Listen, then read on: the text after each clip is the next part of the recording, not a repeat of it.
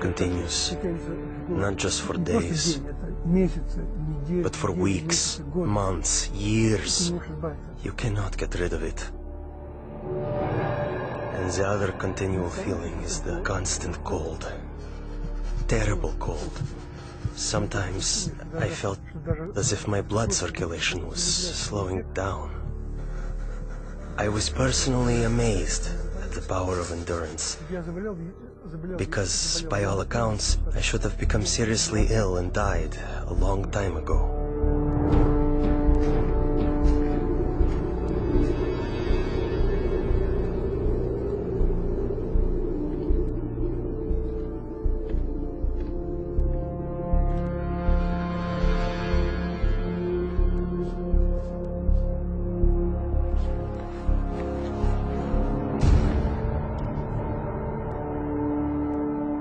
One night, I was thrown into a cell with a broken window.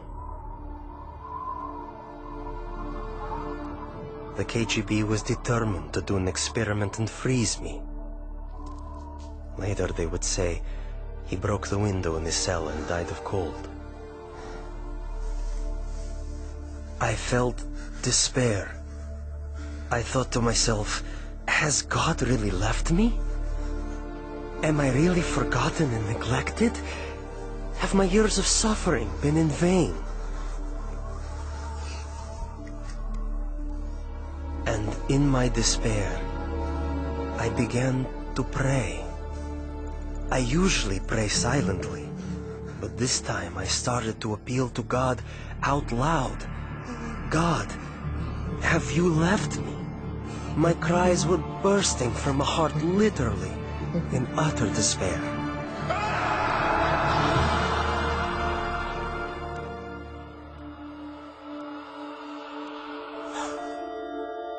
One night I had a dream. In my dream, I was told to pray for Alexander. I had no idea who Alexander was. But I told my church, and we began to pray for him.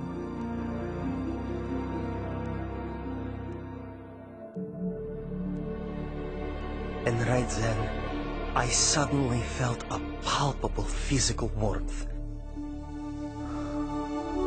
Not the kind that comes from a heater, but like when a mother draws her freezing child to her breast and warms him with her tearful breath of compassion. It was a very living, human warmth. It penetrates you as if piercing you to the heart. And inside your heart, a spring opens up, out of which flows peace.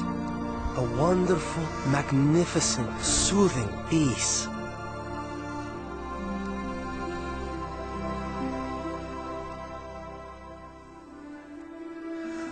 I felt a very loving, brotherly touch.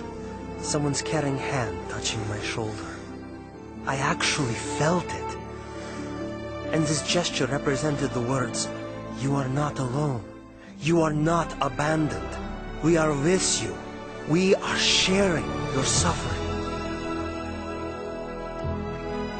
This warmth was the energy God gave me to feel physically the heat of prayer with my own skin, my own being.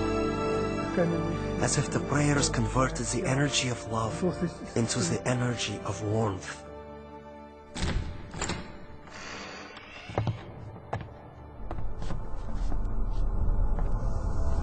In the morning, it was a shock to my executioners. They couldn't understand. I wasn't simply alive, but my temperature was the same as that of a normal person. I heard the doctor explaining to my executioners in the corridor, "This is impossible. We can't explain it." About 6 months later, we received a letter from Open Doors to pray for Alexander. And we finally found out who this Alexander was. We had been praying for 6 months without knowing anything about him. Alexander had started a Christian movement that spread across the Soviet Union. For this crime against the state, he was imprisoned to a labor camp in northern Siberia. the death sentence zone. It so happened that many people began praying for me.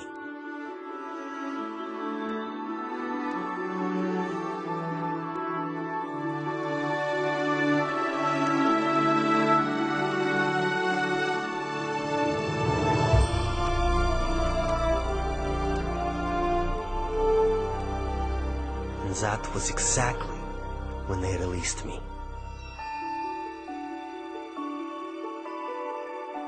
Prayer opened the prison doors, and as the gospel affirms, set the captives free.